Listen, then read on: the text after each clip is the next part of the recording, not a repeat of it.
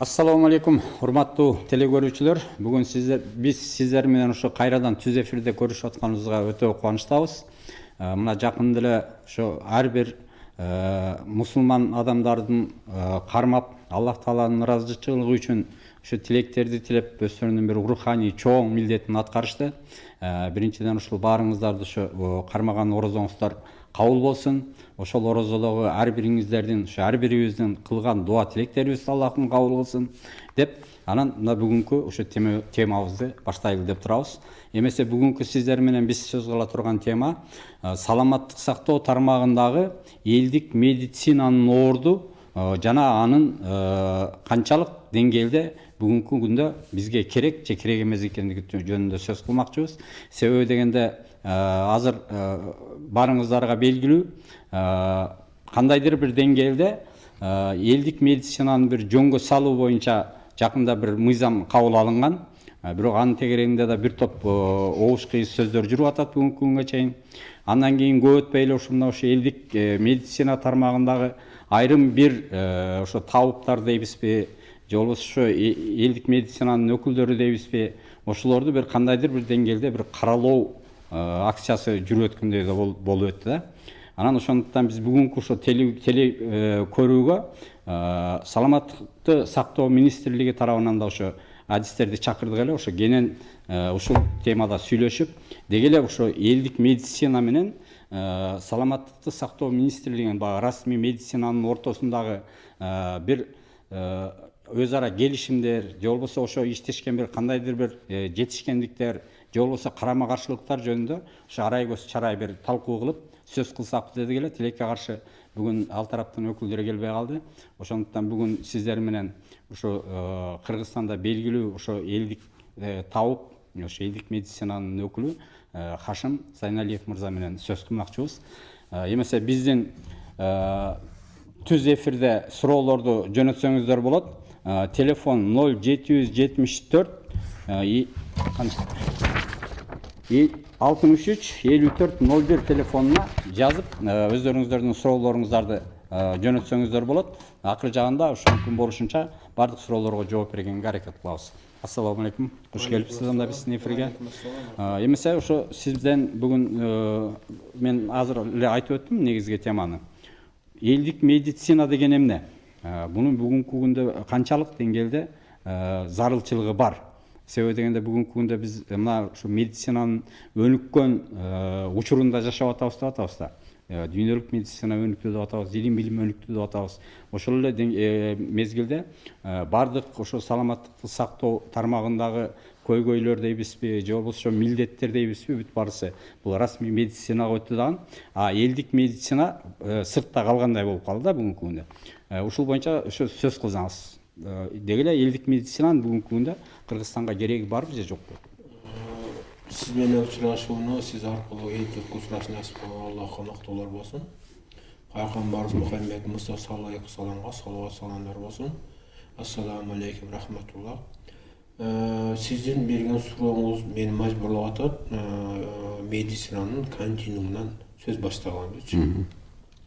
Медицина континууму дегени медицинанын пайда болгондо ушул күнгө чейинки тарыхты бир аз кыскартып айтып келгенге мажбур болуп атам. Сиздин сурооңуз ушуну жооп берүүгө мажбур кылып атат меничи. Өзү медицина, элдик медицина официалдуу медицина деп бөлүнгөн эмес. Шуну эскертип коюшум керек. Медицина бирдиктүү болгон. Ошол медицинанын азыркы илимий медицинанын атасы болгон Гиппократ дагы, илимий негиздерин түзгөн Гален дагы, анан медицина системага салып, Ибн Сина дагы баардыгы тең бир эле медицина, салттуу медицинада иштеген. Андан кийинки Везали дагы, Анатом Везали дагы, кийинки психомедиктер кара жаралуудорун дагы, андан кийин индустриалдык доордо дагы медицина баардыгы бирдей болгон. Медицина ажыратылган эмес. Ушул боюнча мен китеп жаздым. Медицина континууму деген темада китеп жазып чыкканмын. 3 жыл болду, эми жакын арада эми акчам болуп калса басып чыгарам. Эми медицинаны бөлүү иши бул Рокфеллердик проекттен улам пайда болгон. Рокфеллер 100 жыл болду да. Рокфеллер деген америкалык чоң магнат, ошол чоң акча бөлүп чыгарып, анан ошол нефтиден nefti химиядан алына турган дарыларды медицинага киргизип, анан ошону киргизүү үчүн алыгы проект иштеп, ошону мамлекеттик административ системага киргизип, ошо менен аны официалдуу медицина деп түзөлүп калды дагы. Ошол официалдуу медицина азыр медицина илими 4-5 миң 10 жылдан бери эл көнүгүп келе жатат да булчу. Ошонун баардыгын өзүнө камтып, анан камтып алды дагы, өзүнө тартып алды дагы. Ошону менен анан ушул медицина гана иштейт деп мамлекеттик административдик ресурска айланып кетти. Бүт дүйнө мына ушундай азыр. Бүт дүйнө мына ушул нерсеге көпчүлүк маани бербей турат. Ушул медицина контролу боюнча мына ушул. Эми элдик медицинанын биздин коомдо жалпысынан элдин ден соолугун сактоодо керекпи керек эмес деген суроого жооп берүүнү мен туура көрүп отурам. Мына ушул суроого сиз алып кетип калдыңыз да. Мен ушул суроого жооп бериш үчүн азыркы медицинага талдоо жүргүзүп көрөлүк. Азыр талдоо жүргүзүп турган талдообуздагы официальный документтер негизинде жүргүзөлүк. Мына дүйнөлүк саламат сактоо уюму бар. Ушул дүйнө саламат сактоо уюмунун алдында эл аралык оорулардын эл аралык классификациясы бар. Ар 2 жылда жаңыланып турат. Кайталап айтам, дүйнөлүк саламат сактоо уюмунун алдында оорулардын эл аралык классификациясы бар. Ушул оорулардын эл аралык классификациясы акыркы чыгарылышы 24-жылкы документтин негизинде ошону биз санап келе турган болсок, 1,5 миллионго жакын оорунун түрү бар. Ойлонуп көрүңүз, 1,5 миллионго жакын оорунун түрү бар. Кайталап айтам, ушул окумандарга түшүнүктүү болуш үчүн, Дүйнөлүк саламат сактоо уюмунун алдындагы эл аралык оорулар эл аралык классификациясы боюнча эсептегенде 1,5 миллионго жакын оорунун түрү бар. 1,5 миллионго жакын оорунун түрүнү азыркы биз ошол мамлекеттик ресурска айланган официалдуу медицина 238 тармагында илимдин багыты бар. 238 тармак. Илим мисалы кардиология, нефрология, урология, деп хирургия, нейрохирургия деп бөлүнгөндө 238 багыты бар. 238 багыты бар. Эми ошол илимдин багытына жараша адистиктер келип чыгат. Невропатолог, хирург, кардиолог, нефролог, уролог деп акушер, гинеколог эсептегенде 251 адистик бар. 251 адистик бар. Эми карап көрүңүз. 1,5 миллионго жакын оорунун түрү болуп атат. 238 багытта ошону тамдап алып атат. 238 багытка ким? Бирок ошол 238 илим медицина илимди багыты ошону толук өзүнө камтай албай атат. Вот bu bir маселеси. Экинчи маселеси биз айттык 251 адистик бар деп. Дүйнө саламат сактоо уюмунун жана саламат сактоо ар бир мамлекет министрликтерде бекитилет да. Адистиктер, гепатолог, кардиолог бада ошондой болгондо 251 адис болуп атат. Мына ушул 251 адис бардык оорулар өзүнө камтай албай атат. Бул бир тарабы болду. Эми экинчи тарабы бирес официалдуу медицина сиз мына баягы WhatsApp'тан көрдүңүз. Биз саламат сактоо министрлиги айтып атат. Биз доказательный медицина менен иштейбиз деп. Эми доказательный медицина болгондо ал эмне деген сөз? Бул унифицировалган кан. Унифицировалган кайсы бир мамлекет, кайсы бир ассоциация дарылоо протоколун иштеп чыгып, ошол дарылоо протокол дүйнөлүк саламат сактоо уюмунда регистрация болуп, анан дүйнөгө таркайт. Ошондо болуп эсептегенде, ошондо протоколдор эсептегенде, дарылоо протокол эсептегенде 5517 та протокол бар экен. 5517 та протокол. Бүгүнкү күндө ушул ВОЗдун колдонуп аткан протоколдор. 5517 кээ бир мамлекеттер ошо өзүнүн кошулку протокол кошкон акысы бар, протоколду алып койгон акылары бар. Эми орточо эсептеген. Карап көрүңүз. Эми эсептелик. 1,5 миллионго жакын оорун түрү болуп атат да. Ар бир оору үчүн протокол болуш керек. Бирден протокол жок дегенде. Сөзгө сүнөдө көрдүңүз бана. 238 адистиктеги багытта илимди медицина илими багыт изилдейт. Ушуну карайт, түшүндүрөт, башка кызмат. 251 багытта адистиктер элдин кызматын кылып атат. Ооругандар. Болгону дарылоо протокол канча болуп атат? 5000 одан жогору 5517 ошондо болуп атат.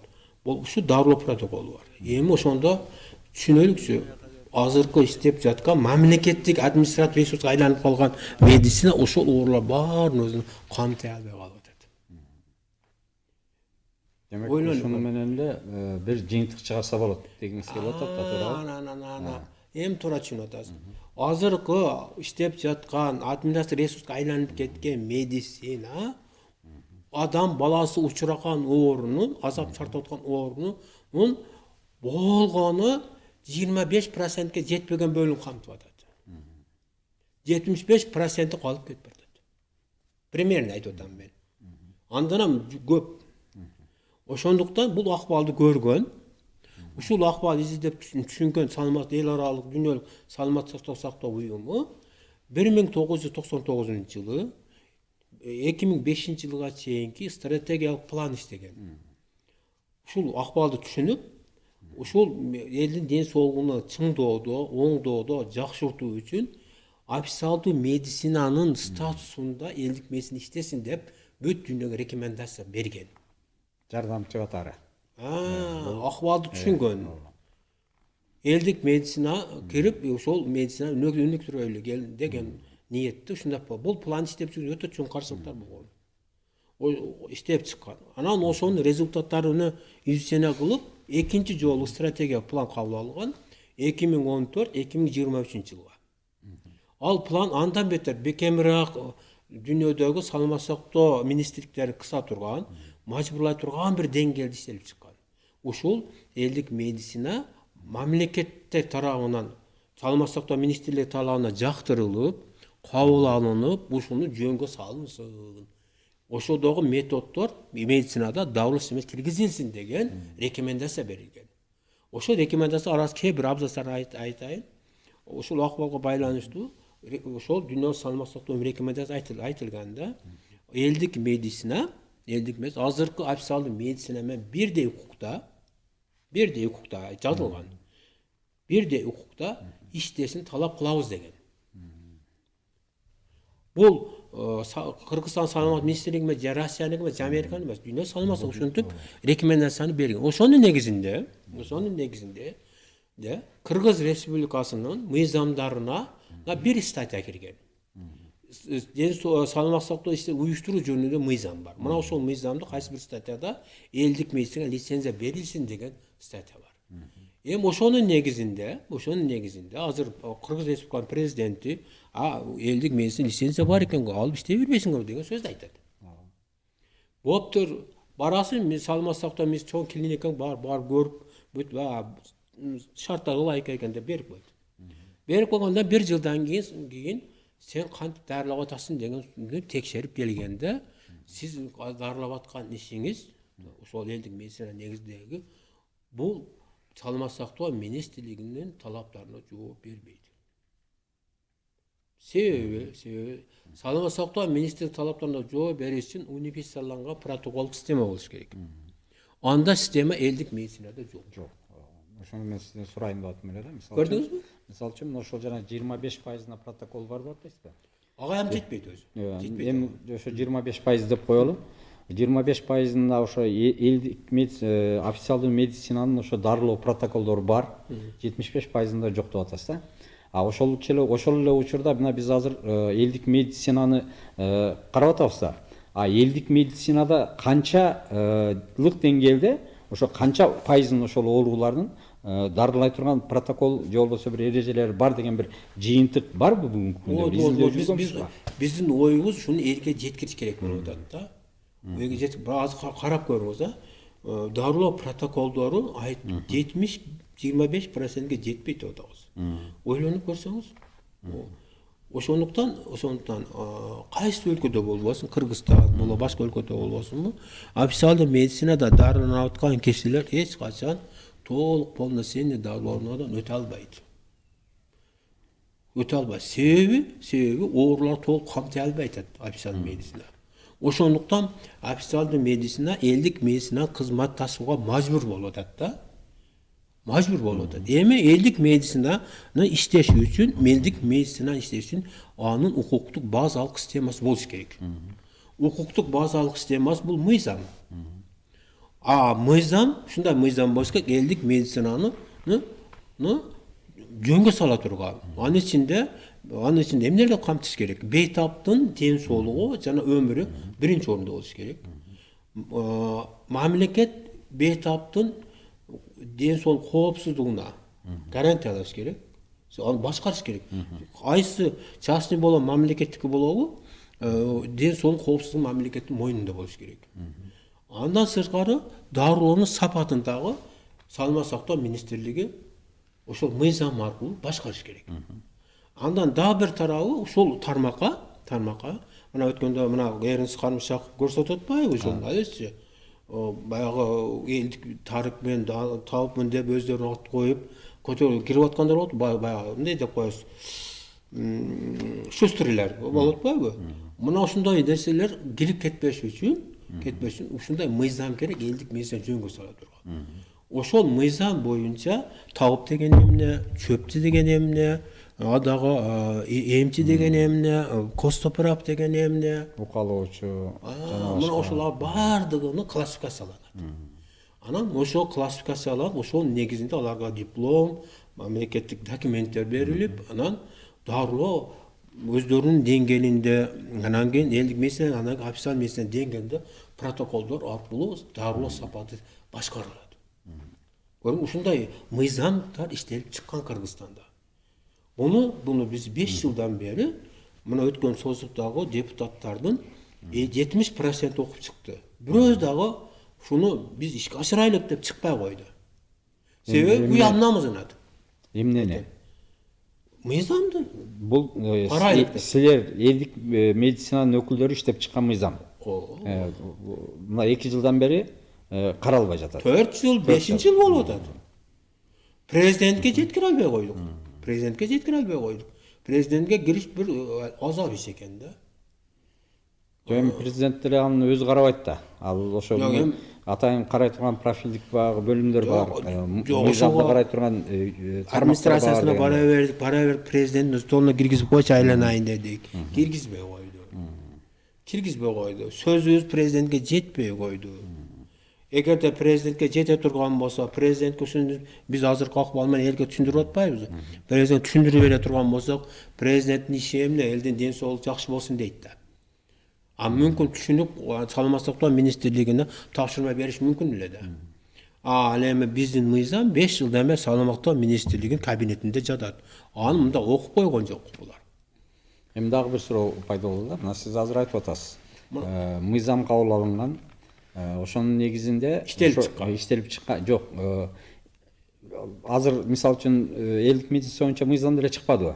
Ошол укалоочулар, жанагы айрым бир бөлүктөрүнө уруксат берилет деп турабы? Бирок ошо уруксат берилет дегенден кийин ошолорду окутуп даярдоону дагы мамлекет өзүнүн мойнуна алыш керек болот да. Алар каяктан окуп, кантип билим алат да, каяктан алып чыгат? Туура айтып атасыз. Сиз ошол маселени элдик медицина мыйзам долбоорун окуп чыга турган болсоңуз, ошол жерде мамлекеттик структура уюштурулат. Элдик медицинаны окутуу, практикалоо борбору бар. Себеби адам ден соолугу болгондон кийин бул тармакта иштеген адамдардын билими тынымсыз, непрерывный, тынымсыз түрдө жогорулап туруш керек. Бул ошол институт бар. Ошол үстүнөн иштей турган. Программалар иштеп чыгып, окуу программалар иштеп чыгып, практикалык иштер иштеп чыгып, методикаларды иштеп чыгып, элдик медицинадагылар тынымсыз окутуп, стажировкадан өткөрүп турат. Мында система каралган, ушул мыйзамда каралган. Ошол эле учурда, ушул мыйзамда протоколдоштуруу системасы каралган. Себеби через протокол аркылуу мамлекет табыптарды болобу, башка тармактарды ошолорду башкарат. Дарылоосунун натыйжасын карайт, сапатын карайт, коопсуздугун карайт.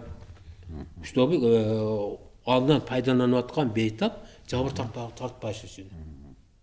Бул баардыгы каралган. Буну көңүл буруп сурап окуган адам жок. Мисалы үчүн мына бизде айтылып келатат да, мына Тибет медицинасы менен дарылоо ыкмалары деп баягы баягы жардамаларды окуп калабыз. Кытай медицинасынын, элдик медицинасынын баягы протоколдору менен же болбосо эрежелери менен дарылоо дегендер чыгып калып атат. Ошол эле учурда мына бизде азыр жанагы ошо элдик медицина боюнча эме чыкпадыбы, мыйзам токтом чыктыбы же мыйзам чыкты? Мыйзам чыктı. Токтом. Ошондо бир айрым тармактарына уруксат берилди да. Бирок сөзсүз түрдө медициналык билими болуш керек деген келип атат да. Анда ошо жана Кытай медицинасы же Тибет медицинасы дегенди каяктан окуп алып чыгыш керек анда булар? Ошолорго деги эле уруксат берилиши мүмкүнбү деген суроо келип чыгып атат. Анда эмне үчүн анда Кытай медицинасы, Тибет медицинасы дегендер бизде иштеп атат, элдик медицинанын көп өкүлдөрүнө тыюу салып калып атат. Бул жерде сиз байкап тургандысыз, же сурооңуздан ачык көрүнүп туруп, бул жерде адилетсиздик болуп атат. Мисалы, Кытайдын медицинасы Кыргызстанда пайдаланылып атат, Тибеттин медицинасы пайдаланылып атат, Индиянын медицинасы пайдаланылып атат. Эмне үчүн улуттук медицина пайдаланууга жол жок? Эмне үчүн рұқсат жок? Ошону мен сурап атам да, эмне үчүн? Эмне үчүн улуттук элдик медицинаны Кыргыздын өзүнүн акта медицинасын айта турган болсок, президент дагы, өкмөт дагы, депутаттар дагы уялып намызданат. Эмне үчүн? Вот мына ушул чоң маселе. Себеби бардык бәле мына ар бир элдин мына акыл эсинде топтолуп калган риторикада. Риторикада азыр бийликтин дагы, элдин дагы риторикасы мисалдуу медицинага 100% ишенип алганында. Азыркында мен азыр айтып кетпедимби, көп кемчиликтер турат да. Кемчиликтер турат.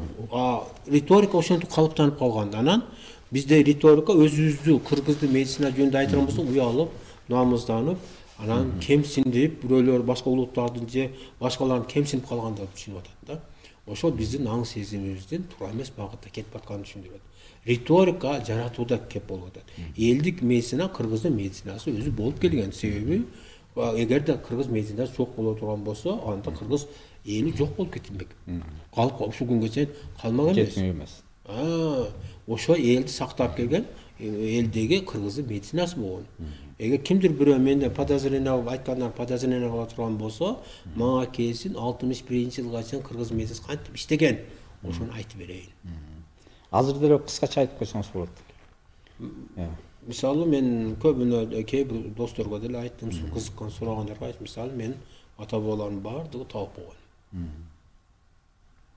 Мен чоң атам тамырын кармап туруп, канча убакыт өмүрү калды ошодон бери билбеген. Мен мисалы андай биле албайм.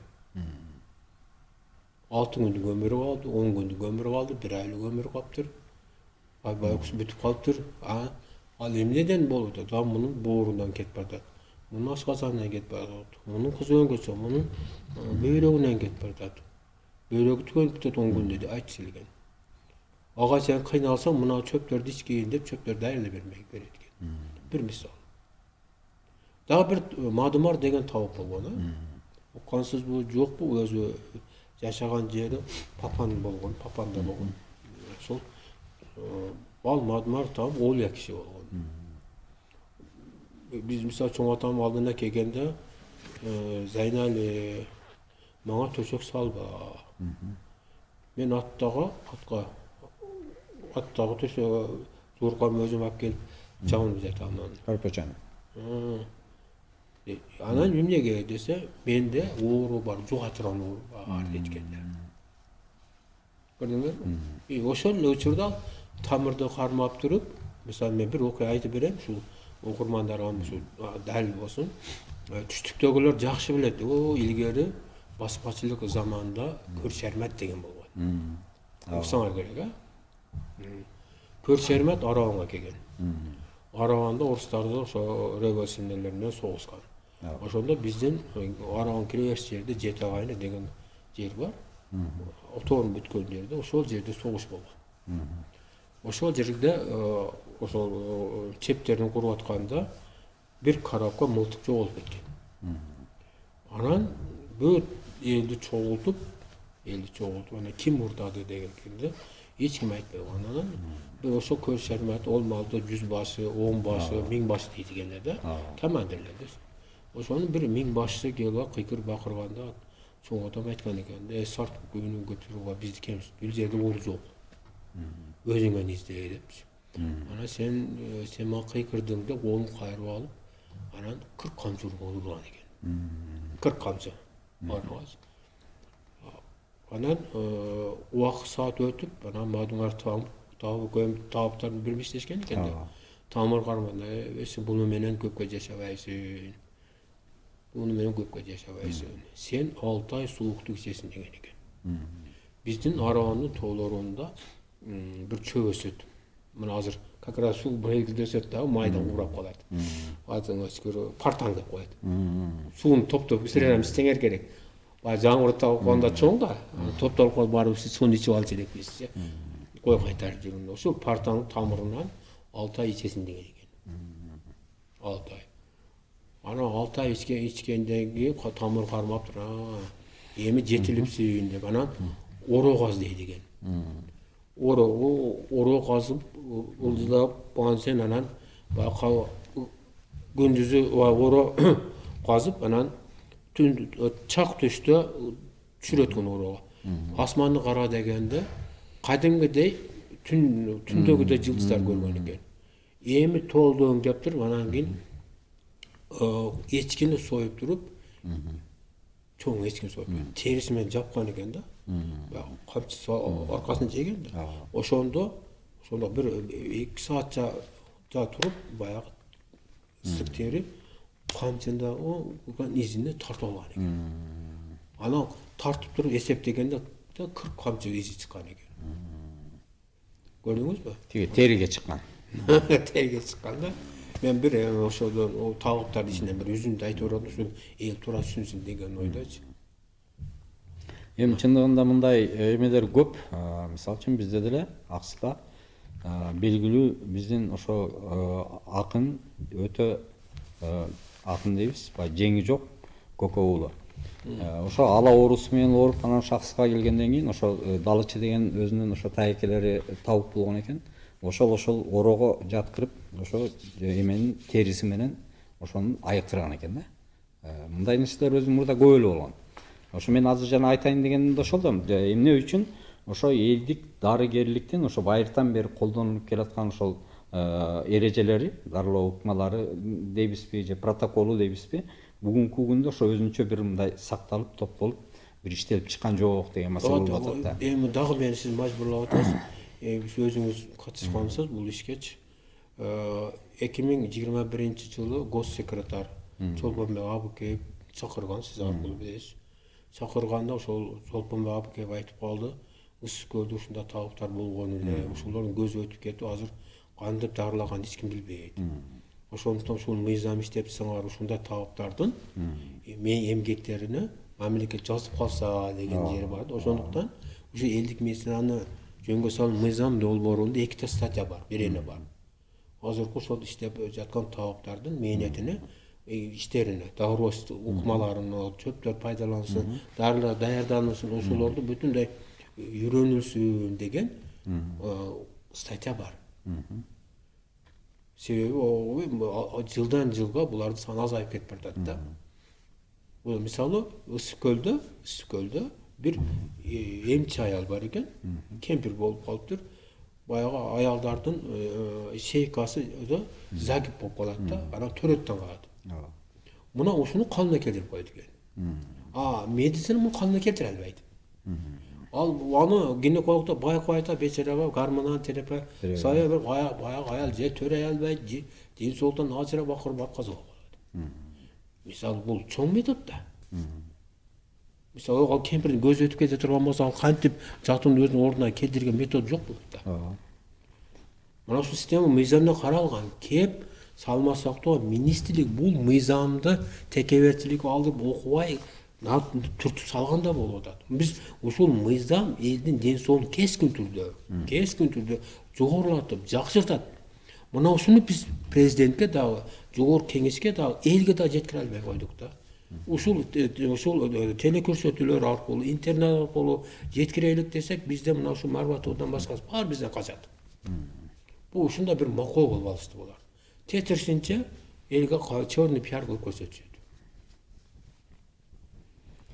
Сиздин өзүңүздүн пикириңизде мына көп жылдан бери ушул тармакты бир жөнгө салалы, ишке ашыралы, мыйзамга алалы деп келатасыз да. Ушул айтып аткан ушу иштерди иш жүзүнө ашырыш үчүн эмне кылыш керек?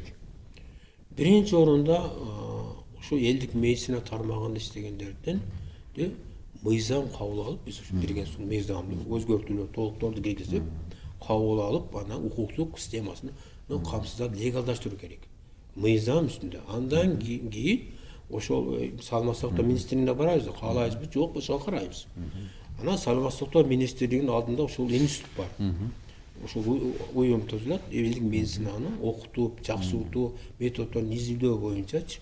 Анан ошол талаптарды азыр ошол мыйзамдан каралган аккредиттеп коет да, аккредитор карап туруп, ошону 1 жылга чакын изучение кылат. Оорулар, кайсы оорулар кантип дарыланып атат, кайсы шөп пайдаланып атат, кандай дозада пайдаланат, канча убакытта дарылап атат, канча убакыт кетип атат. Анан ооруга бейтап ден соолугу кандай оңолуп атат, же тетирсиз кетип атат, оңолуп аткан болсо кайсы анализдер аркылуу тастыкталып атат, УЗИ аркылуу, томограф же кан анализдер аркылуу тастыкталып атат. Мына ошонун баардыгын байкоо жүргүзүп жазып кетет. Анан ошол уюмдун институттун алдында элдик медицинанын анан ал доклад менен чыгып сүйлөйт. Бул табыптын мына айтайлы, мына оорууну тигил оору мындай дарылады.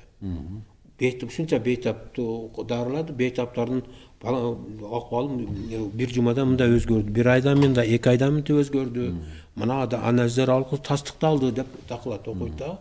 Ошону врачтардын коомчулугу, официальный илимдин докторлор бар да, илимдик кандидаттары бар. Мына ошолор угуп, анан ошол аккредиторго да суроо берет, ошол дарылап жаткан талапка да ушул маселе боюнча суроо берет. Ошол суроолорго ынангандан кийин, ошонун дарылоо протокол кабыл алынат. Ошол протоколдун негизинде 100 адам дарылай турган болсо, элдик медицина протоколуна айланат. 1000 адамга дарылай турган болсо, айыгып чыга турган болсо да, официаль медицина деңгээлинде протоколго чыгат. Бул жерде медицинанын бирикип кетип баратат. Ажыратышпады рух бөлөп. Эгер ошол мыйзам ишке кирсе. Бул официаль медицина менен элдик медицина бирикип кетип баратат да. Илимге кызыккан адамдар үчүн тема болуп атат илим изилдөө. Элдин ден кескин түрдө жогорулайт. Ошол эле учурда дагы бир маанилүү жагы, ал эч ким көңүл болбой аткан жагы, бул биз өзүбүздүн путубуз астыбызда калып кетип аткан дары сөптөрдү элдик медицина пайдаланат да. Мына ушуларды пайдаланат укуктук нормативдик системадагы ушул баягы элдик медицина жөнгө салат институт болот деген ошол жерде иштелип чыгат да. Аны фармакопея статьялары түзүлөт, дарылардын фармакология изучениялары болот, терапиялык эффекттери каралат. Ошондо бизде Кыргызстанда фармацевтикалык тармак пайда болот. Эми мындай суроо туулат да. Бүгүнкү күндө азыр элдик медицина дегенде, кийим дегенде ушуга бир өзүнчө бир так аныктама жоктой сезилет да, мисалы үчүн магачы. Ошо медицина өкүлдөрү менен эле сүйлөшүп келгенде айрымдар айтып калышат да. Эми элдик медицина дейбиз, бирок элдик медицина дегенде бүгүн бизде каяктагы бир көз ачыктар, бүү бакчылар, же болбосо бир жанагыдай эмелер аралашып алган бүт баарысы. Шылуунда. Ошону менен элдик медицина деп мындай так айта турган мүмкүнчүлүк да жок болуп атат. Анан кантип биз аларга мындай эме беребиз деген маселеге келет да. Чындыгында эле мисалы үчүн жанагы эмелерде деле ушу көрүп атабыз да. Аларда бир экөө оңгармал, же документи жок, же эч нерсеси жок. Анан чыгып калгандан кийин чындыгында эле элге ошондой бир эме пайда болуп атат да. Демек бул элдик медицина дегенге болбойт экен, буларга көрүнбөш керек экен, мунун баарысы жалган экен деген бир стереотип пайда болуп атат да. Ошонун негизинде биз өзүбүздүн баягы миңдеген жылдар бою калыптанган баягы элдик табыпчылыктын, элдик медицинанын баягы жемишин кошо жок кылып ташташыбыз мүмкүн да. Мына азыр эле айтпакпы, мисалы үчүн мына Тибет медицинасы өнүгүп атат, Кытай медицинасы өнүгүп атат, Индиянын медицинасы, элдик медицинасы өнүгүп атат. Россияда дагы өтө көп бул боюнча азыр жакшы өнүгүп атат, атат. жакшы өнүгүп атат мисалы үчүн. А эмне үчүн биздин Кыргызстанда ушу кыргыз табипчилыгы, кыргыз медицинасын өнүктүрүүгө мүмкүнчүлүк болбойт. Ошондуктан кандайдыр бир деңгээлде ошо мыйзамды жолго салып, ошол жанага окшогон терс көрүнүштөргө алып келип аткан айрым бир өкүлдөрдөн тазалоо маселеси зарыл го дейм бүгүнкү күндө. Сиз мына күбө болуп атат. Эл күбө болуп атат. Ушу элдик медицинада шылуундар кирип калып атат да. Кээ бир шылуун 3-4 чөптү билет. Бопту 5-6 чөптү билет. Кээ бир шылуун кайсы бир 3-4 оорун дарылаган билет дагы. Анан кайсы ошодон ал бирөө элдик дарыгермин деп чыгат, бирөө элдик табипмин деп чыгып атат, бирөө дагы бир категорияга чыгып атат да. Ушулардын баардыгы ушулар пайда болуп калышына, ошолордон ушул элдик медицина иштеп калышына ким күнөөлүү? Мамлекет өзү күнөөлүү. Ушуну айтат элем. Мамлекет түздөн түз өзүнүн күнөөсүн. Демек бул тармак бир тиешелүү деңгээлде каралбай жатат. Ооба, себеби ушуну жөнгө сала турган, ушундай шылуунда кирип калбасында жол бере этпей турган, бөгөт коюп кое турган мыйзам иштелип чыккан да. Мына ушул мыйзамды Саламат сактоо министрлиги такыр 180 градус наркы тээп салып атат да. Тээп салып атат, түртүп салып атат. Бизге мындайдын кереги жок. Биз өзү баарына жетишебиз деп атат да. Эми ошону президент ишенип алып атат, өкмөт ишенип атат, депутаттар ишенип атат, эл ишенип атат. Азыркыда мен бул сөз башында айтпадым, мисалы, дарылоо протокол 5000 протокол болуп атат. Айланай. Оору 1,5 миллион болуп атат. Оорунун түрү. Бул көзгө көрүнө турган дарыларды көп койсо ушу медицина эле элди карап жетишет, ушуну эле караса жетет экен да, мамлекет ушинтип ишенип калып атпайбы? Кеп ошондой болуп атат. Анан баягы мыйзам элдик медицинада мисалы табып деп кимди айтабыз? Мануал терапевт деп кимди айтабыз? Демчи деп кимди айтабыз? Тамырчы деп кимди айтабыз? Мына ушулардын сыныкчы ушулардын баардыгына аныктама берилген. Ошол аныктаманын негизинде элдик медицина жөнгө салып институт бар да башкаруучу. Ошол тараптан документ берилет. Диплом берилиши мүмкүн. Ал ушул медицина боюнча массажист, мына мисалы сөөк тармактар боюнча, опорный нервный система боюнча, бирок ийне сайы боюнча, башка демс ушул боюнча толук дипломдор берилет да. Мына ошонун негизинде гана алар реклама кылып, пациенттерге өзүн таанытып, анан биз ушундай оорулар дарылайбыз деп чакыра алат. Мына ошондо баардык мыйзамды иштелип чыккан. Эгер ушул мыйзам иштелип чыга турган болсо, анда баягы сырттагы акча кыла коем дегендер келген да бул жергечи.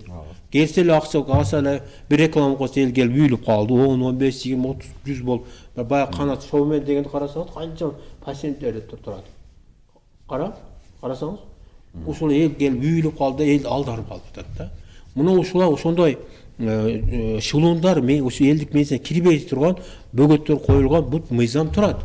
А мыйзамды карап койгон адам жок болуп атат да. Бул жерде саламат сактоо медицина түздөн түз күнөөсү болуп атат.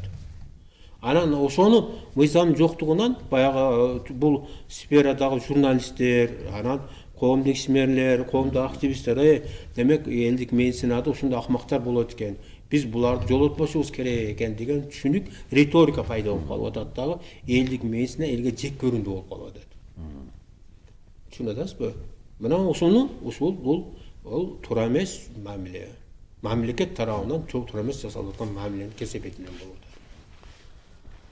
Жок, балким мамлекет тарабынан дегенге мен канчалык деңгээлде туура айтып атасыз билбейм. Мамлекет тарабынан дегенде сиз айткандай бүгүнкү күндө медицина тармагы өзүнө жоопкерчиликти алып атат. Мыйзам негизинде бардык ден соолук үчүн бүгүнкү күндө элдин саламаттыгы үчүн бир гана ушул саламаттыкты сактоо министрлиги жооп берет. Туурабы? Элдик табипчылык же болбосо элдик дарыгерчиликке жооп берилген бизде эч нерсе жок. Бул жерде мен сиздин сөзүңгө токтоо киргизип коюшум керек болуп атат да. Мына бул жерде Кыргыз Республикасы Саламат сактоо министрлиги бул мамлекеттик орган, элдин ден соолугуну карай турган орган. Бул мамлекеттик орган. Мамлекеттик органдын алдында кызмат кыла турган медицина. Бұлар сіз айтып отқан бар Рокфеллердің проекті негізінде қалыптан өсіп қалған официалды медицина монополия қатарында қабыл алып, ошоны диктовкасы, ошоны менен ғана иш кылабыз деп, ушул жерде мамлекет сөз башында айттым, мамлекеттик административ ресурска кирип кетип баратат да. Ошол ресурстарды, ошол тармакта билим алган врач министр болуп атат. Зам министр болуп атат, башкалар болуп атат дагы. Бул бир гана дарылоо системасы эмес, окутуу системасы студенттерге биринчи курстан баштап окутуу системасы дагы Рокфеллер проекттин негизинде жүргүзүп алгандыктан жаңы эле институт бүткүл диплом алган врач элдик медицинага 100% каршы турат. Түшүнөтсүз? Бул жерден дагы чоң катачылыктар бар. Ошондуктан саламаттык министрлиги булардын бунун компетенциясы элдин ден соолугу, официалдуу медицина оңдойбу, элдик медицина оңдойбу, Индиянын медицинасын оңдойбу, Кытай медицинасы калыс ортодо мамиле кылыш керек. Булар официал медицина административ ресурска айландырып алып атат. Мына ушуну ажырата турган түшүнүк элде жок болуп атат. Президент да ушул жагына маани берип көңүл бурбай атат. Депутаттар дагы, коомдук активисттер дагы маани берип бурбай жатат. Кайталап айтам, саламаттык сактоо министрлиги мамлекеттик орган, мунун милдети элдин ден соолугун сакташ, жакшыртыш, жогорулатыш, элдин санын көбөйтүш. Ошону ишке ашырыш үчүн официалдуу медицинаны административдик ресурс катары, монополия катары пайдаланып калып атат дагы. Кытайдын медицинасы болобу, Индиянын медицинасы болобу, элдик медицина болобу, кыргыз медицинасы баарынын туртуп коюп атат. Бул бир эле учурда официалдуу медицина менен бирдей деңгээлде, бирдей эле укукта калган Кытайдын медицинасын болобу, Индиянын медицинасы болобу, Тибеттин медицинасы, улуттук медицина, ошолор баары бирдей мамиледе калыста караш керек. Бул саламаттык сактоо министрлиги мына ушул нерсени мойнуна алыш керек. Булар баарын түртүп коюп атат. Мисалы, мындай да мына ушуну министрликке, мамлекет президентке түшүндүрүш керек болот. Бул толук гана официалдуу медицинаны гана кызматын пайдаланып калган кызмат бизге кереги жок дегенди диктовкада монополия түзүп алып атат. Мисалы мындай да, эгерде мейли, ошол жана сиз айткан мыйзам кабыл алынды дейли, элдик медицинага жол ачылды дейли.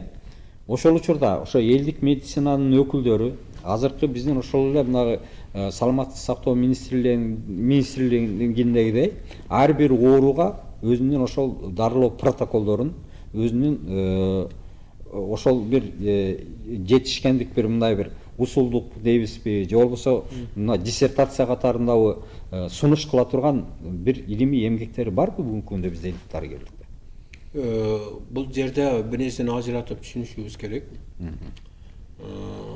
Азыркы врачтар институтта билим алгандан кийин кээ бир илимий жакталган илимдик кандидаты болот, макала жазат, илимдик доктор болгондор макала жазат. Сиз ошолорго назарына салып туруп айтып атасыз, элдик медицинадагы да ушундайлар барбы деген сөз айтып атасыз да. Бул жерде бир өзгөчөлүккө маани беришибиз керек. Бул өзгөчөлүк эмне? Кээ бир тааптарга Алла таала нарагынан туба саталанып берет. Кээ бир сыныкчыларга Алла таала нарагынан туба саталанып берет. Мисалы кишинин анатомиясына, сөөктүн анатомия окубай туруп каерде эмне жайгашканын, ал кандай жайгашканын баардыгын билет. Элде дагы тамырчылар дагы ошондо нарагынан берген. Ошонун негизинде биз айтып атабыз, ушул мыйзамда айтылып атат да. Мына ушулардын сыныкчынын сындоо сөөктөрдү ордуна коюш тартибин карап, аккредит ошону изучение кылып, мисалы опалып кол сындырып алып келди да, рентгенге түшөт да. Ана баягы сындыкчы калыбына келтиргенден кайрадан рентгенге барып түшөт да. Ордуна түштү, жок, аны ортопед врачтар карайт. Текшерет. Айталы 10 таны кылган болсо, демек бул шакты койбой эле, гипстебей туруп эле сап койду. Көрдүңүзбү? Мына ушуну изучение кылат. Ушул жерде медицина илимин өнүктүрө турган база түзүлүп атат. Мына. Демек, ушул жерден медицина менен бириктип кетти. Экөө илимий концепцияда биригип иш алып кетип туруп, Бул жерде ошол медицинанын дарылоо системасындагы бир мүмкүнчүлүктөрүн көбөйтөт деген. Бир сыныгчынын ишин айтып атам. Бир сыныгчы ошентип 10 адам дарылаган болсо, сөөгөктөрүнчү, ошонун ишине кылыш бул илим. Ооба. Ошонун негизи кайсы бир адам илимдик кандидаттыгын же докторлугун балким ошондон бир чоң илимий ачылыштар чыгып калышы мүмкүн. Ана эми түшүндүңүз. Биз ушул мыйзам медицина илимин өнүктүрө турган мыйзам да. Мен илимдин доктору менен капа болбосун. Мен жаңылышпасам, Кыргызстанда 100дөн ашык илимдин докторлору бар да медицина боюнча. Ошолордун ичинен ушунчалык дегенде бир 3-4 тонн ана клиникалык практикада колдонула турган методу бар. Баганыкы жок. Жөн пилогразим деп коет. Жазылып калган. Жазылып эле кала берген. Түшүнүп атасызбы?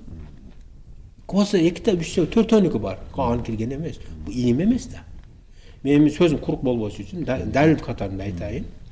Мына азыркы саламаттык сактоо министриге Дамир Осмонов бар.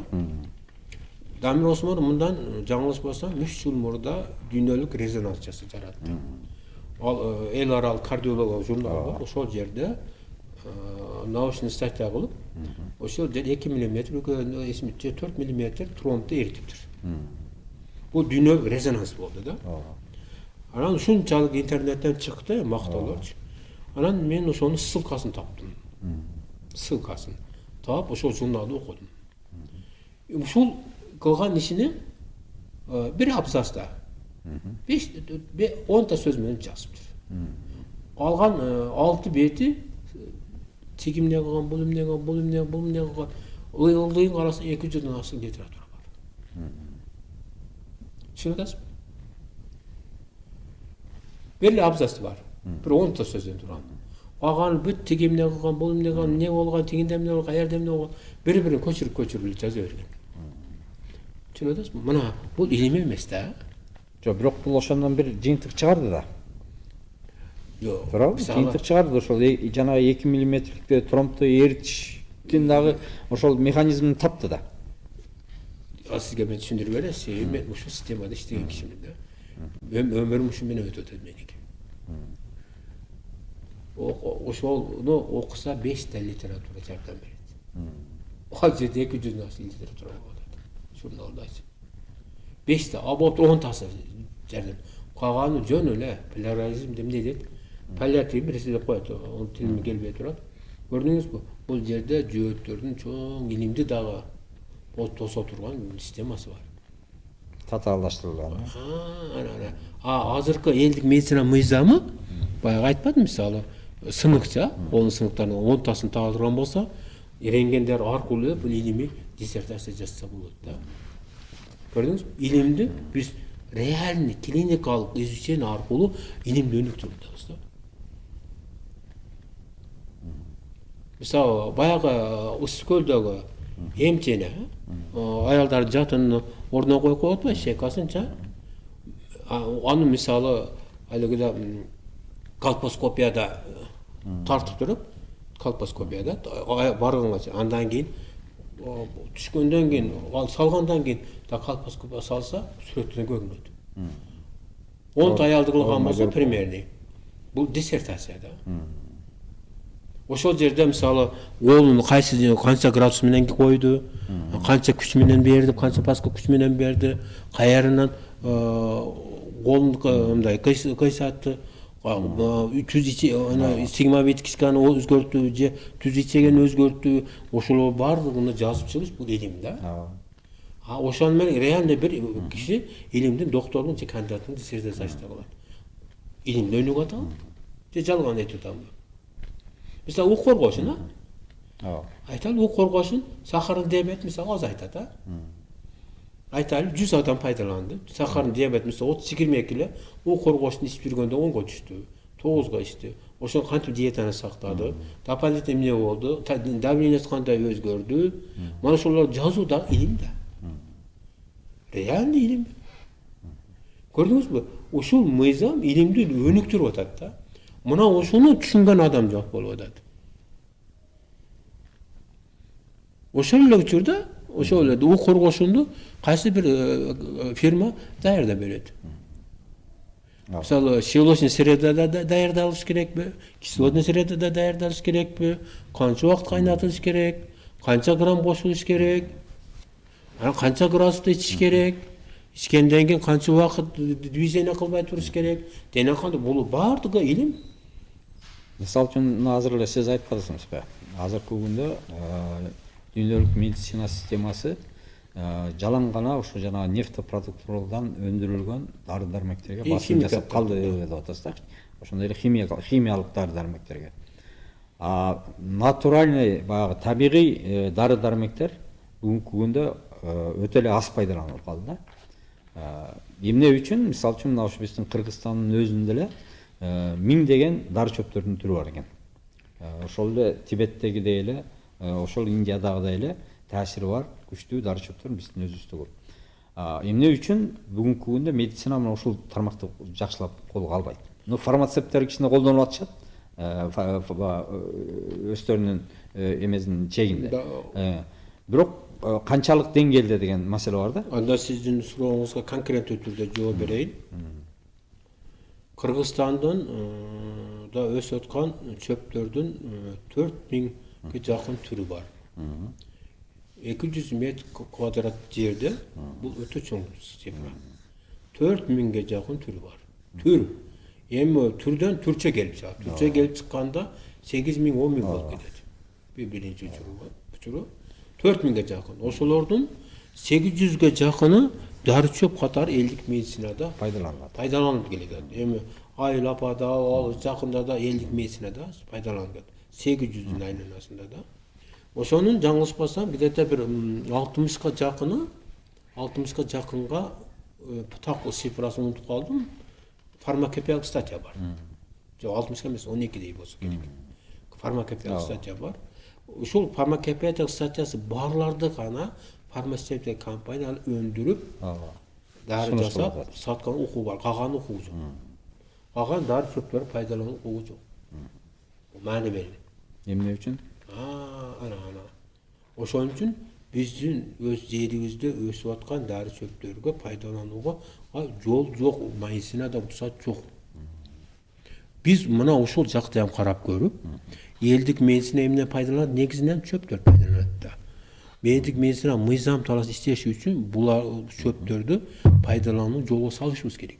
Жолго салуу үчүн анын норматив право актыларын иштеп чыгыш керек да. Техникалык регламентине чөптөрдүн. Мына ушу техникалык регламентти иштеп чыга турган баягы айтпадымбы? Элдик медицинада институт иштейт дебетимби? Бир эле мезгилде дароо системасына барат, бир эле мезгилде баягы дары чөптөргө карата ошолордун фармакопеялык статьяларыны, стандарттарын иштеп чыгат. Мамлекеттик стандартта иштеп чыгат. Эми ушу дары чөптөрдүн дагы бир мааниси бардыгы 100% десем да болот. 100%, мүмкүн мен ашып кетпейм, 90% дene химиялык составы, ботаникалык описаниясы, терапиялык эффекттери, башкалар изучение болгон. Бирок Кыргызстанда эмес. Биздин Кыргызстандагы Бишкектеги институтта эчтеке жасаган эмес. Бул Ташкентте жасалган. Ташкентте институт растительный химия бар. Ал институтта жаңылышпасам 650-жылдардан бери илмий журнал чыгат ар бир айда химия природа соединения деген. Ал орус тилинде, англис тилинде чыгат. Ал бир экземпляр Америкадан чыгып турат. Муну ошо Ташкентте изилденген. Азыр иштейби ошо Ташкентте? Иштейт, азыр иштейт. Өтө күчтүү институт. Болгону биз ошол Ташкентте изилденген биздин чөптөрдөн аларда химиялык изучениясы бар да, составы бар, действиясы бар, изучение болгон. Ошо материалды таап келип, нормативдик правовой документ кылып, ишке ошол талаптарды кайсы бир адамдар фармацевтикалык фирма уюштура турган болсо, ошолорго нормативдик правовой документ түзүп беришибиз керек да. Ошондо айтып атпаймынбы, бул мыйзам Кыргызстанда фармацевтикалык тармакты пайда кылат. Дары дармектерди өндүрө турган. Дагы бир жагын айтайын, сиз өтө маанилүү суроо бердиңиз да. Дагы бир жагын айтайын. Эл ал көбү билбейт бул нерсени. Кыргызстанда өсүп аткан ал мына чүй өрүнүндө болобу, Фергана өрөөнүндө болобу, Алай тоолорунда болобу, Тянь-Шандун тоолорунда болобу, бул биздики идеальный, сөзгө түшүнүп атасыз жокпу? Биологияда закон бар. Закон фотопериодизм деген закон бар. Мына ошонун талаптарына идеальный келет. Эмне тарабында күндүн радиациясы, топурактын составы, климат, анан кийин биздин эле ушул эле территорияда 4 географиялык алкак бар. Ошолор баардыгы айланып келгенде идеальный болуп чыгат. Анан алыгы шамалдын айланышы баардыгы ошол фотопериодизм закон идеальный келгендиктен улам. Ушундай эле чөптөр мисалы Россияда бар. Башка өлкөлөрдө бар. Биздикинде ошолорго салыштырганда Кавказда бар. Орточо кеминде 5%, жогору 15%ге чейин полезный веществолор, действующий веществолор жогору кармайт. А бирок муну антип айтышпайт го эч жерде официально. Россиянын чөптөрүн колдонушат мисалы үчүн. Ошону Афганистандан алып келген жанагы эмелерди колдонушуп атат. Кытайдын, Тибеттин, ошол жактын чөптөрүн колдонуп атабыз. А бирок биздин Кыргызстан дар чөптөрүн реклама кылып бир ошондой жасалганын көргөн. Жок, ушуну изилдеген, ошо үйрөн, ошо көңүл буруп жүргөн Ашим да. Мен сөзүм ким угатып атат? Мен сөзүм ким таркатып атат? Ана Кытерге элдерге бассаң жолотпойт, жаксын телекомпания жолотпойт, мен черный списокко киргизип алышкан. Как будто чоң террорист болчу. Мен буларды мен көптөн бери сизге ошондор жер айтып түшүндүрүп келатам. Мисалы үчүн мен мына ушу экология жаатында дагы бир топ ушу жанагы экоактивисттер менен иштешип калдым. Ушул жерде мен бир нерсени байкадым да. Азыр ушу дары чөптөр боюнча келгенде мына өзүбүздө ошондой бир изилденген материалдар жок, сунуш кылына турган эмгектер жок дары чөптөр боюнча. Бирок биздин дары чөптөрдүн бүт баарысы жанагы эме жол менен, мыйзамсыз жол менен чет өлкөлөргө ташылып атат. Бул Ошол эле мына Уулжан, Ферула, анан жанагы Ясеница деген чөп бар, ал кетип атат. Жанагы эме кетип атат, жанагы эндик, ошо алгы, сасык матал, ошол эле уу коргошун, мына ушулардын бүт баарысы бүгүнкү күндө тонналап чет өлкөгө чыгып кетип атат. Ошого ким күнөөлүү? Вот мен ошону айтайын деп атам да. Эмне үчүн? Мына, демек биз өзүбүз жашырып атабыз. Башка жактардын чөбү жакшы экен, Тибеттики жакшы экен, биякы жакшы экен, биякы жакшы экен. А өзүбүздүкүн тымызын ошо жакшы экенин айтпастан сыртка сатып атабыз да. Кайра эле ошол чөптөрдөн жасалган дарылар биздин өзүбүзгө келет экен. Кыргызстанда кайра эле өзүбүздүн эле ошол биз жана чет өлкөгө саткан чөптөрүбүздүн жасалган дарылар кайра бизге келип атат. Сиз мени мажбурлап атасыз да, сиз мени мажбурлап атасыз. Сиз мана сөзүм менен да түшүнүп аткандырсыз. Бир кыргыз бир акмак элдердин бирибиз. Мен бул изученияны көп жылдан бери кылам. Чөптөрдүн канчалык эффект бере турганын азыр эле айтып өттүм. Кыргызстанда изилденбеген дары чөп калбады. Болгон документин түзүш керек. Норматив ошону документти түзүш үчүн биз мыйзам иштеп чыгып отуруп 5 жылдан бери мыйзамды карата албай койдук. Эгер ушул мыйзам өтө турган болсо, сиз айтып атпайсызбы? Ичиң ачышат да, тонналап кетип атат да. Тонналап. А өзүбүз ошону өзүбүз иштетебиз да. Жол ачылат, өзүбүз иштеткен. Өзүбүздө фармацевтик компания болуп, набыра бизден дары түрүндө алып кетишет да. Ошону кыла турган элби да, эл да, кыргыз эли да. А эл өзү акмак болуп атат. Бизди ушул нерсеге жолотпой атпайбы? Болгон айтып атпайбы? Мамлекет врачтардын тилин угуп алып атат. Мен айланайын врачтар, мына медицина оорулар баарын дарыласын, колунан келсе дарыласын, эч оор калбасын, биз үйүн чыкпайбыз. Медицина кылып атат, эмне керек бар бизге? Аралашып дейбиз. А кыла албай аткан эл ошону бийлик түшүнбөй атпайбы? Азыр эле айтып атпайбы? Ушул мыйзам ишке аша турган болсо, Кыргызстанда фармацевтикалык тармак. Эми дагы бир жагын айтайын. Мен италиялык инвесторду алып келгенде саламат сактоо министринин департамент бар, лекарства медицина. Ошондо сурады инвесторчу. Кыргызстан дары менен өзү канча процент камсыз кылат дегенде 3% камсыз кылат мойнуна. Ооба. 97% импорт. Биз ошону 50%га түшүрө турган мына мыйзам бар. 20%ке түшүрүп алалычы, 20. Жок, 50%-ке түшүрөт.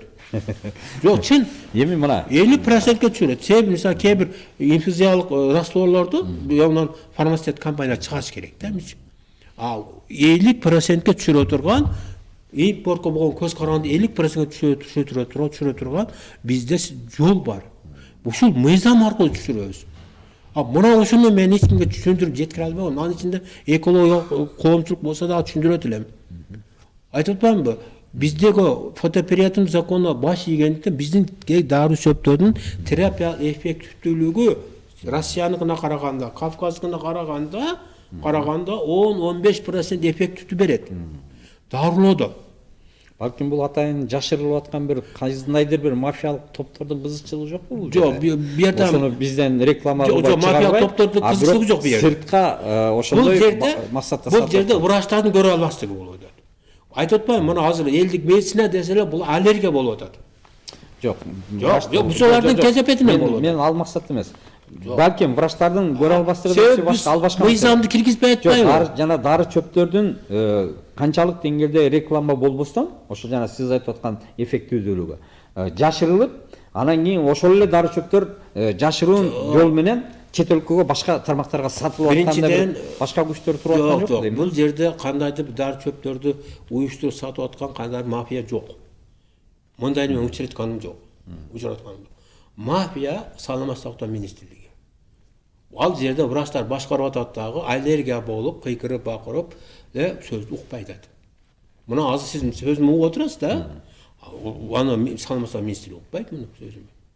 Эгер айтып атпаймынбы, ушул сөздү уга турган болсо, мыйзамды карай турган болсок, бул Кыргызстанда 100 миңдеген өндүрүш пайда болот, миңдеген өндүрүш пайда болот деген түшүнүлөт. Миллиондогон бюджет акча түшөт деген. Кыргызстандын импортко көз каранды 50%-ке чейин азайат деген түшүнүлөт. Акырын буну ким угат? Сөздү ким угат? Ойлонуп көрсөң, өткөн сазыбда 70% депутатка кирип чыктым. Убактым канча убактым кетти. Ишендире албай койдум. Намазана бу жерде айланайын. Бул зор кеңеште угуп койгулачы мына мыйзамды. Ушуга жеткире албай койдум. Анан бир жол уюштурсам, саламат сактоо министрлиги өз уюштуруп барып, баягы көчөдө жүргөндөр апарып туруп, ошол жерде мага чёрный пиар кылышты. Биз Кыргыздан өткөн акмак эл жок. Эл жаман көрсө көрбөсүн. Биздин эл акмак эл. Өзүндө бар ресурсту пайдаланып атат. Мен дагы бир кыска айтып берейин, Иранды азыр көрүп атасыз да? Согуш жүрөсө да Иран бирөөдөн бир нерсе сурабай атат. А Кыргызда битте бир бомба түшүп койсунчу, ыйлап чыңгырып чыгат, дөөлө болуп чыгат. Андан биз уя албай атабыз. Өзүбүздө өндүрүштү уюштурайлы деген адамдын өзү жок болуп атат. Уюштурайлы биз чыкса биздин сөзүбүздү элге, бийликке эч ким жеткирип атат, эч ким жеткирбей атат. Сиз гана жардам берип атасыз, бир эки жардам бериши мүмкүн. Мисалы үчүн мына ошол азыр айтып атат. Азыр менин сөзүмдү угуп туруп, кайсы адам азыр ушу биздин сөзүбүздү президентке жеткирет? Эч ким жеткирбейт. Мүмкүн. Балким жетет. Ким жеткирет? Укпай жатат дегенде мен алысмын. Укпай атат. Бүгүндө мына тарап аткан маалыматтар, мына ошол эле учурда бир топ көрсөтүүлөр кетип атат. YouTube'да, башка жактарда эмелер тарап атат. Булар кетип атат. Балким жана биз айткандай эле кандайдыр бир деңгээлде ошол айтылган нерселерге, ошо айтылган маалыматтарга ишенбестик пайда болуп аткандыгында болуш керек. Ишенбөөчүлүктүн. Ишенбеш дегенде жанагы чёрный пиарда жүрүп атат да. Мына жакында эле бир сыйра жасап өтүшпөдүбү? Ошол сыяктуу эле элдик медицина дегенде мына ошол чыныгы табыптар деле ошол жанагы көз ачык, бүү бакшы шарлатандардын эмесинде каралып калып атканында болуш керек дейм да. Ошон үчүн бунун бир балким башка да жолдорун издеп көрүш керек болот. Мен азыр айтайын дегеним эмне болуп атат. Азыр ошо фармацевтика, ошо дары чөптөр жөнүндө сөз болуп кетти да. Мисалы азыр бизде ошо кичине аракеттер болуп атат да. Ошол эле жана сасык металлды, феруланы, техникалык өсүмдүк катары өндүрүп, ошону бир иштетип, элдерге бир пайда келе турган бир өндүрүш катары киргизишке ошо аракеттер болуп атат да. Бирок ошол мисалы үчүн бизде ферула өндүрүлө турган болсо, аны иштете турган биздин канчалык күчүбүз бар? Маселе. Ошол эле сасык матал дейли, башка дары чөптөрдү дейли. Өзүбүз ошону кайра иштетип бир ошол элге дары катары жеткире турган мүмкүнчүлүгүбүз барбы, жокпу? Мүмкүнчүлүгү жок. Бул биринчи учурунда мамлекет өзү тоскоол болгон. Анын лицо катары өкүл катары Саламат сактоо министрлиги түздөн түз карама каршы турат. Системасы ушундай. Мен ошон үчүн айтып атам. Баягы элдик мыйзам долбоору ушул системаны айланып өтө турган система кылып иштелип чыкканда, себеби медицинада дары катары пайдалануш үчүн фармакопеялык статьясы болуш керек. Базовый технический регламенти фармакопеялык статья болуш керек. Же болбосо мамлекеттик как пищевой добавка катары стандарт иштелип чыгыш керек. Ошондо ошонун негизинде андан кийин ушуну же биодобавка катары чыгарса боло берет, дары катары чыгарса боло берет. Ошондуктан ушул система үстүнө биз иштешибиз керек. Андан дагы айтып атам. Сасык матал болобу, ферула болобу, булардын химиялык составы толук изилденип бүткөн. Убакыт кетиштин кереги жок. Ташкентке барып, Ташкент архивдерин алып келип норматив документтерин түзүп, стандартын түзүп берип эле, ошонун негизинде бекитип, Саламат сактоо министринин приказы менен бекитип, госстандарт менен макулдоосу бекитип берип эле, мына ишкерлер, мына биз стандарт иштептик, мына силер мына продукцияны чыгаргыла деп койсо, фирмалар чыгарып кете берет. Элге аны эгип өндүрүүгө дагы мүмкүнчүлүк. Анан ошол эле учурда фермерлер пайда болот, өндүрүп бере турган. Кайра иштетип аткан фармацевтикалык завод пайда болот. Биз ошондой жакшы ишти көрсөтүп отуруп, 6 жылда 5-чи эмес, 6-чы жыл кетип барат. Мыйзамды эч ким окута албай койдук го. Ошондо айтып атпайм, мен каксам Кыргыздан өткөн акмак эл жок экен деп атпаймынбы? Мисалы мына азыр Өзбекстанда феруланы бул как жана улуттук бир бренд катары чыгарабыз деп мамлекеттик деңгээлде алып кетип атат да. Тажикстанда да ошондой болуп туруп, мынакей ошол уулжанды феруланы чийки сырьё катары сатканга булар тыюу салышкан. Ана бараката. Тыюу салышкан. Бул только өзүбүздө иштетилип, анан даяр продукция катары гана сатканга уруксат берилсе деп. Мына биздин өзүбүздө азыр чийки сырьё катары эле бүтүп барса чет мамлекетке сатылып кетип атат да.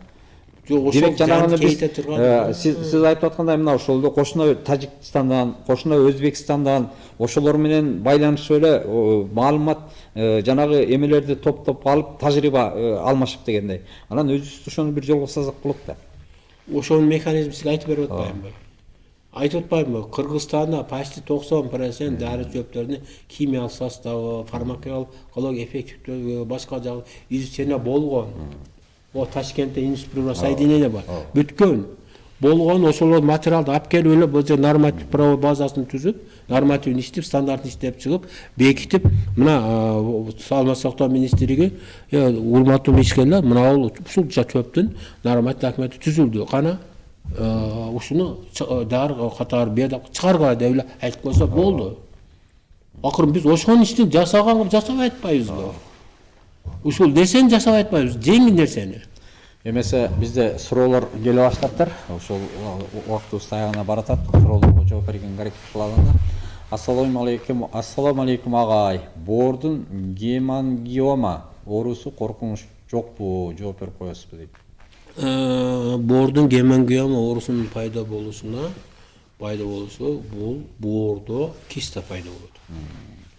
Боордо киста пайда болот. Ошол боордо киста пайда болушу боордон өтө турган, боорго кире турган, чыга турган кан тамырларды кысып калат.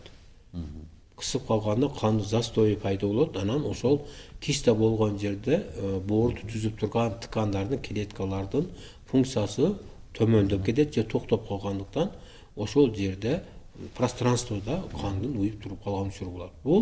Буну сөзсүз түрдө дарылаш керек. Дарылап боорду калыбына келтиргенде ошол жерге уюган гемангиома деп атпайбы? Ошол өзүнүн кан тамыры кеңейген кан тамыры өзүнүн ордуна келет. Сөзсүз муну дарылаш керек. Саламатсызбы? Менин белим сырттагы суукту дароо сезип ооруйт дейт. Түшүндүрүп коеюн анда. Буга жооп бар. Бөйрөк, бул бөйрөктүн оорусу болуп эсептелинет. Бөйрөк сыртка жакын тургандыктан сразу суукту сезет. Сиздин бөйрөгүңүз койот. Анан бизде бөйрөгүңүздөн уретере гидронефроз деген ооруга чалдыгып калгансыз.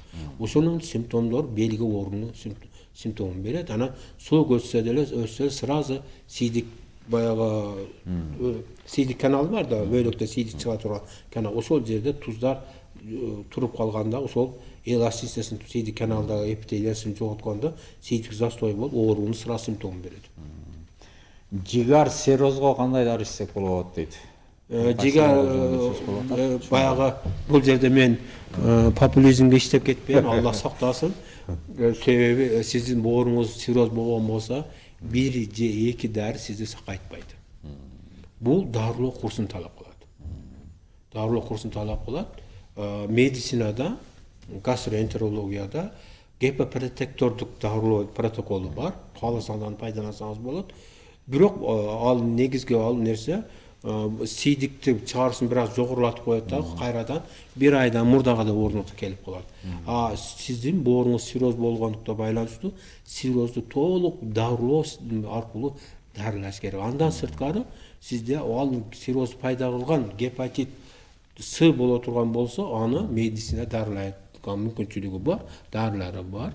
Гепатит Б сирозу пайда кылган болсо, медицинада дарылай турган жолу жок, дарысы дагы жок. Мен ушу учурдан пайдаланып айтып калайын, гепатологдор берип аткан дарыны ичпең.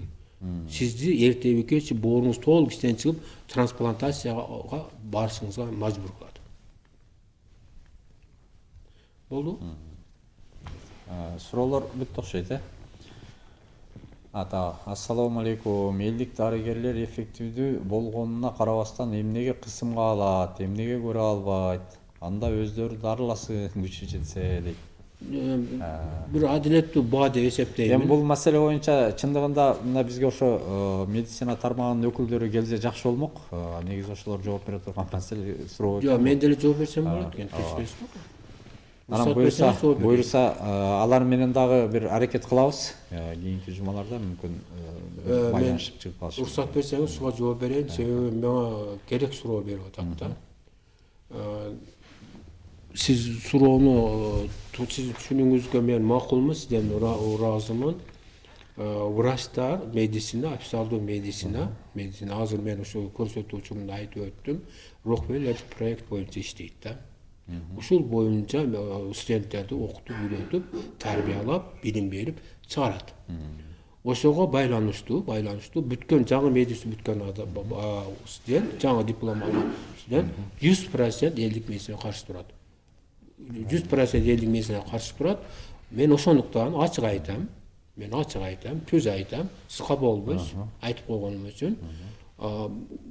Врачтарды даярдап аткан медициналык академия бул террористтерди чыгарып аткан институт болуп эсептелинет. Далилдеп айтам, медицина 100 бала бүткөн болсо, ошонун 75-80% элди дарылоонун эмес, элди залымдык кылуудан жана анын өлтүрүүсүнөн иштейт. 10-15% гана элди дарылап, өмүрүн сактап калат. Бул террористтердин уюму. Кимде ким менин сөзүм макул болгон болсо, мен сотко берсин, соттун алдында айткандарын далилдеп берем. Бул маселенин чындыгында менин анчалык түшүнүгүм жок. Мен түшүнүгүм бар, ошон үчүн айтып атам. Элдик медицинаны өнүктүрүш керек, мамлекет колго алыш керек, Хашим Табыкты колдош керек, эң туура айтып жатат дейт. Анан ушул жерде мен дагы бир уруксат берсең, бир нерсени айтып коеюн. Элеман Карымшаков деген журналист чындыгында ошо элдик медицинага кирип калган шуулуңдар бетин ачкан бул чын. Биз аларга каршы эмеспиз. Биздин ошолор аркылуу элдик медицина ушундай адамдарды алдайт экен, адамдарга залымдык кылат экен, туура эмес дарылайт экен деген түшүнүктөн алыс болуш керек. Мен ушуну айтайын деген ниетим бар, сөзүм бар. Урматтуу телекөрүүчүлөр, анда бизге берилген убакыт да аягына жетип атат. Ошондуктан биз менен бирге болгонуңуздар үчүн чоң рахмат. Хашим мырза дагы мына ушу сизге да чоң рахмат. Ушу кенен кесир жооп берип, ушул өзүңүздүн пикириңизди, ойлоруңузду билдиргениңиз үчүн ишиңиздерге ийгилик болсун. Албетте бул маселе бул менен эле бир эле көрсөтүү менен токтоп калбайт болуш керек. Менин оюмча ошо элдик саламаттык сактоо министрлиги тарабынан дагы эгерде алар дагы өздөрүнүн оюн айтабыз дей турган болсо, анда биздин эфир алар үчүн дагы ачык. Кайсыл күн болсо дагы биз алар менен ушул маселени ушундай эле талкуулаганга дайым даярбыз. Эмесе саламатта калыңыздар. Баарыңыздарга чың ден соолук. Аллах Таала ошо ар бир ооруп аткан, ошо шыпа үмүт этип аткан биздин мекендештерибиздин баарысына ошо шыпа берген болсун. Оорубаңыздар, сак саламатта кайрадан жолугушуча саламатта калыңыздар.